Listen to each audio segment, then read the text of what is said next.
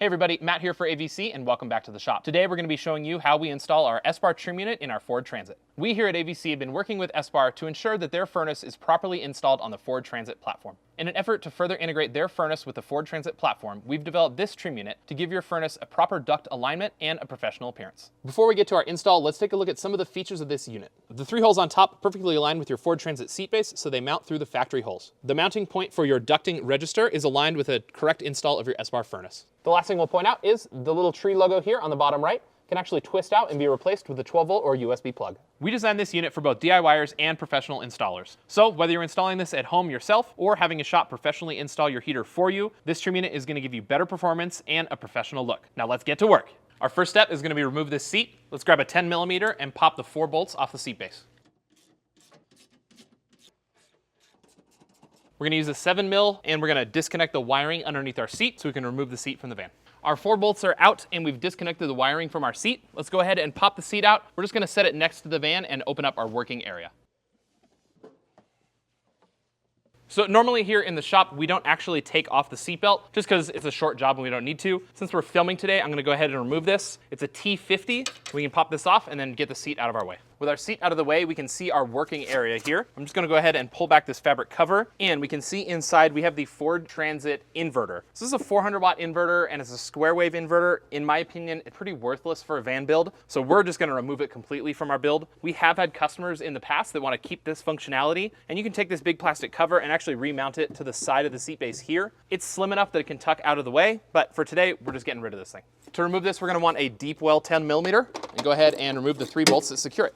With those 3 bolts securing our inverter out, we can go ahead and disconnect our wiring here and remove that unit and set it aside. With our wiring and our inverter out of the way, we're going to go ahead and pull the 4 bolts that actually secure the seat base into the van itself. For that, we're going to need a 15mm, and you're going to want a pretty long extension so you can get above the seat base and break those loose.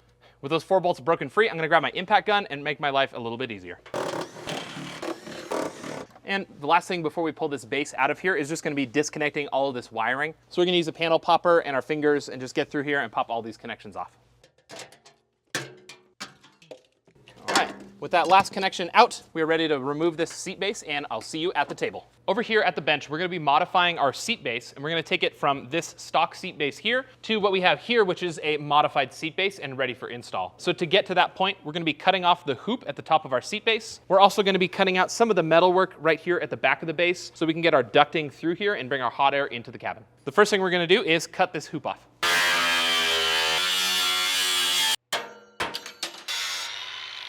With the hoop off of there, we can actually test fit our Espar Trim. So we're going to take this back to the van, and then we're going to talk about where we cut and why we cut out that section. I'll see you in the van. Our seat base is back in the van, and it's just sitting in here. So let's go ahead and dry fit our Espar Trim unit onto the seat. I'm going to go ahead and drop a couple of the bolts here just to make sure it's in the right spot, and then we can talk about where our heater is going to be placed inside the van. With our Espar Trim sitting here, we can see that we're going to have to cut out some of the seat base right where the ducting is going to run through, right here. I'm also going to show you where we place our Espar, which is going to be tight to the driver's side within this passenger side seat base, so that you get the Espar placed where we like to place it, and we get a nice straight shot for our ducting into the van. So the first thing I'm going to do is just take my marker here, and I'm going to mark inside of my seat base, just kind of mark some of these limits of where that ducting is going to go. I want to make sure I'm not pinching the ducting anywhere, so I'm going to give myself a little extra room. You can see that I'm actually angling that marker, flaring it out towards the outside, so that I have plenty of room for the ducting to come through here. So now looking top down inside of our seat base, you can see my highly technical template here. This is going to fit around our bolts, and it just gets our Espar placement consistent, and it fits in between some of the pieces under the van. So I'm going to line this up inside the seat base here. Okay, I'm going to center these over the top of our bolts and this one little bolt here, and I'm going to mark inside where I like to mount my Espar. And this is just kind of our general guide of where we're going to be putting this. Now I can take this seat base out, and we can talk about where that is placed on a raw floor.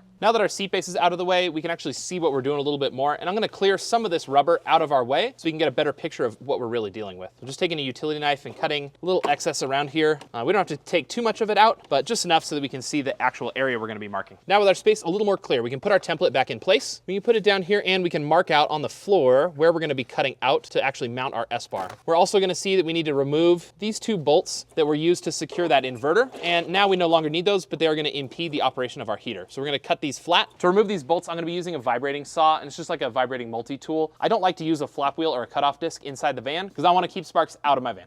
Now that we can see how everything mounts inside the van, let's take this base back over to the bench and we'll cut the rest of our modifications. So now back here at the bench, we can see the modifications that we're gonna need to do. Let's remove our trim unit and we can take a look at the differences here. So these are our marks that we made inside the van. So we can see that if we trace a circle out, we're gonna cut out about this much of our base here if we wanna get some extra room around that ducting. And what we've done here is just kind of connect some of these lines. So we found that when we cut around to this big pill shape, we might as well just cut a diagonal out to this pill here. Gives us a little room to get some tools in here. The most critical thing is gonna be this bottom edge, and I actually like to give myself a little bit of extra room here at the bottom. We can bring this down from that pill shape here, and then from here, it's kind of up to you in your shop how much you want to cut out. Typically, I would just cut to the edge of these pills here, and then up to this other pill up here at the top. So if we cut all of this section out, we're gonna be left with a lot of working area to get my ducting through, and still a nice safe seat base. Now looking inside the seat base, we can see some of the critical pieces that we're gonna be leaving intact. The main thing we wanna make sure we leave intact is any of these welds that are actually securing the seat base together. The other is this rolled edge or this bent edge here, because that's giving that seat base a lot of structure and strength. So we don't wanna cut too close to it. We wanna make sure we definitely leave that in place so that the seat base is still nice and strong. Our next step is gonna be cutting this base open. So we're just gonna use our angle grinder, cut this area open, and then we're gonna make sure we paint everything up so we don't get any rust forming. For the sake of our video, we're just gonna transition to the one that we prepped before. So now we're finally here for our main event. We're gonna prep our trim unit here so that we can install it onto our seat base. So I opened up my Espar kit and I pulled out the ducting register here. And that register is just gonna fit nicely right into our trim unit. And if you notice, there's 3 pilot holes here that correspond with the 3 holes in our trim unit. And we can just screw this thing into place. So I'm just gonna take a self-tapping screw here, but really any screw will do. A wood screw is gonna work just fine because it's aluminum. And I'm gonna find that hole and I'm gonna go ahead and mount this in place. Get all 3 screws in here. With our register in place, we can flip this thing over and now we can install our ducting onto the back of that register. So we just want it on there nice and tight. Go ahead and throw on the clamp here and then secure that clamp in place. With our ducting in place, we're ready to snap on our grill here. And I like to orient my grill to blow the air upwards instead of forcing that hot air down and into my flooring. So at this point, this trim unit is done and we're actually ready to install it on our seat base. Today, we're gonna go a little bonus step. We're gonna twist out our logo and we're gonna install a 12-volt outlet there. So to twist this logo out, it's super easy. They're just 2 little connecting tabs here at the top. So if we just take that and twist it back and forth, it's gonna fatigue that aluminum and we can pop it out of there. Just like that. With the logo twisted out, we can go ahead and slide our 12-volt outlet into place and secure it on the back with this locking nut. Now we're ready to install this unit to our seat base. Included in our trim kit is a set of all stainless hardware. I'm just gonna take my stainless Allen bolts, I'm gonna put on the largest washer, and I'm gonna thread that through the top of my seat base and secure that. We can actually fit these in 3 locations here, in both the corners and that one center point. Then underneath, I'm gonna use one of the smaller washers and my Nylock 5mm nut. I like to install the trim unit completely outside the van so that I have much less of a chance of losing some of this hardware in between the seats or under some of those rubber gaskets and stuff. With our trim unit firmly attached to our base, we're ready to reinstall this in the van. At this point in the job, I would actually want to completely install my Espar heater unit in the van. This video is not about that today, so we're going to go ahead and reinstall our seat base.